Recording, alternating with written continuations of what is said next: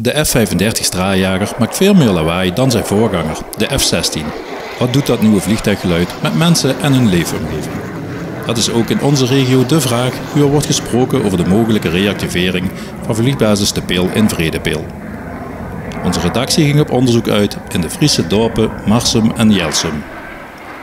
Want moet onze regio zich zorgen maken als op De Peel het nieuwste gevechtsvliegtuig wordt gestationeerd?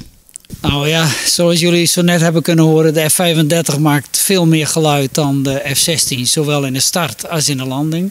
En bij de start zit hij op zo'n 6 decibel luider. Bij de landing is hij ongeveer gemiddeld over het hele jaar gerekend 13 decibel luider. Dus dat betekent een gigantische toename van het geluid. Veel meer dan wij verwacht hadden eigenlijk. In 2013 nam Nederland het besluit om 37 Joint Strike Fighters aan te schaffen. Ruim 2 jaar geleden kwamen de eerste nieuwe straaljagers naar de vliegbasis Leeuwarden. Sinds de JSF, of de F-35 zoals hij nu genoemd wordt, in gebruik genomen is, neemt in die regio het aantal klachten over geluidsoverlast toe. Je kan ongeveer rekenen dat als één F-35 start, dat die evenveel geluid maakt als dat er 5 F-16's tegelijkertijd zouden starten. Dat is natuurlijk heel veel meer. De landing is ongeveer 1 F-35 maakt evenveel geluid dan 20 F-16's bij elkaar. En dat is natuurlijk wel schrik als je die aantallen ziet. Want ja, qua decibel is het dan misschien maar gemiddeld 12, 11, 12 meer. Maar het gaat logaritmisch omhoog. Elke 3 decibel is een verdubbeling. Dus in de praktijk betekent dat gewoon heel erg veel meer geluidsenergie. Het geluid veroorzaakt onder meer stress en slapeloosheid. Het valt mij op dat mensen die ziek zijn, laten we zeggen, iedereen heeft er last van. En veel meer last dan van de F-16. Dus, het geluid, ze voelen het ook veel meer binnenkomen. Je merkt het ook aan huisdieren, katten die ervan schrikken, die naar binnen willen bij de F-35, terwijl ze de F-16 gewend waren. Dus iedereen heeft er last van. Maar het valt mij vooral op dat mensen die ziek zijn, niet lekker in hun vel zitten, thuis de hele dag misschien zijn, die hebben er bijzonder veel last van. Daar heb ik heel veel klachten en dan krijg ik soms echt huilende mensen aan de lijn die het niet meer kunnen dragen. En dat is echt verontrustend. Niet alleen bij de luchtmachtbasis Leeuwarden, maar ook op andere plekken in de provincie is het geluid te horen. Het geluid is duidelijk, al bij de F-16 had ik gezegd, eigenlijk maak je niet zo druk. Maar bij de F-35, dat geluid is gewoon laagfrequenter, heeft meer laagfrequent geluid. En het draagt ook, de geluidspiek is veel breder. Je hoort het veel langer door. Dus je hoort het op veel grotere afstand. Dat zie je ook aan de klachten terug rondom vliegbasis Leeuwarden. Waren dat eerst klachten voornamelijk in de directe kring rondom Leeuwarden. Nu is het uit een veel groter gebied. Aantal klachten is gestegen, misschien van 300 gemiddeld naar wie weet 2000. Dat weten we nog niet. Ze hebben nog niet eens een heel jaar met volledig F-35 squadron. Dus dat aantal dat zal stijgen boven de 2000. Dat is een gigantische toename. En uit een veel groter gebied. Dus sorry, het spijt me. Ik heb geen goed bericht wat dat betreft voor je. Rond het vliegveld mag jaarlijks een bepaalde hoeveelheid geluid worden gemaakt. Daar mag Defensie niet overheen.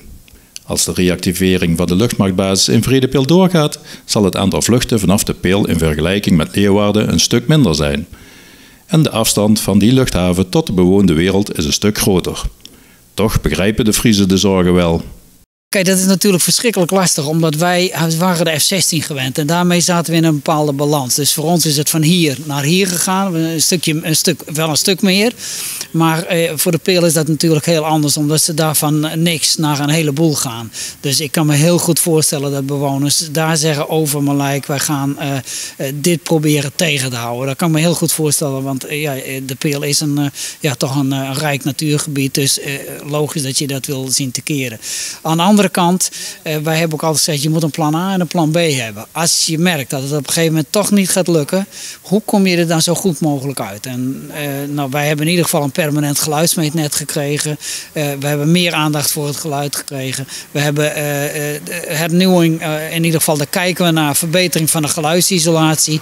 En zo proberen we ook met Defensie in gesprek te blijven van hoe kan het beter. Ook met de basiscommandant in gesprek van goh, we hebben nu een stuk of 12 verbetersuggesties wat ons, als ze anders vliegen, wat ons minder geluid geeft. Daarover zijn we in gesprek. We hopen dat als die piloten meer ervaring hebben, dat ze dan het beter kunnen doen, met minder geluid kunnen landen. Want dat kan wel.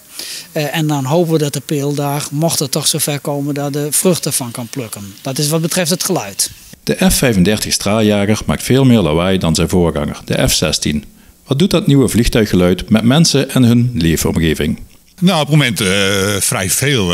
Ik ben hier geboren in dit dorp, hiernaast. Ik woon hier nu al vanaf 1996, dus we hebben de F-16 meegemaakt. Dat was acceptabel. Nu komt de F-35 en dan denk je van, wauw, wat gebeurt hier? Als je in de tuin zit, ja, het is gewoon oorverdovend geluid.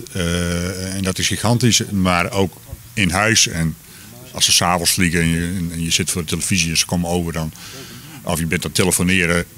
En ik heb dan een kantoor hier aan huis.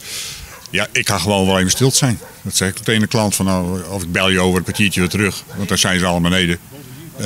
En dat is natuurlijk gigantisch, daar hadden we echt niet op gerekend.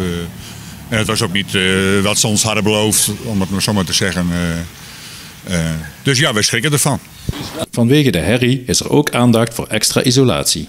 We zijn in 86 zijn we geïsoleerd, 3 dubbele ramen, dakisolatie, noem maar op. Maar ja, op dit moment is het gewoon zo lekker als een mandje. De rubbers zijn versleten, de ramen zijn versleten. Dus er moet wel wat aan gebeurd, want zo komt het niet goed natuurlijk. De huidige isolatie is niet meer toereikend. Wij zijn er niet in gecompenseerd. We hebben het wel aangegeven dat het niet meer toereikend is. Je mag een bepaalde lekkage, noem ik dat maar, hebben van buitengeluid naar binnen toe. Nou, dat overschrijdt op dit moment gigantisch. Dus er moet een nieuwe ronde van isolatie komen. Tegenwoordig hebben ze ook betere geluidswerende ramen. Of glas, moet ik het zeggen. De rubbers die moeten vernieuwd worden. Dus daar dringen we wel op aan om nu een nieuwe ronde isolatie te doen. Hebben de Friezen nog tips voor de regio rondom de Peel? Wees alert. En neem het wel serieus wat wij nu zeggen. Want ze hebben echt meer lawaai dan de F-16. En ook indringend lawaai. Maar ook een F-16 was uit beeld, uit gehoor. F-35 is uit beeld, maar nog niet uit gehoor. Dat blijf je horen. Dus ik zeg, wees op je hoede, bewoners.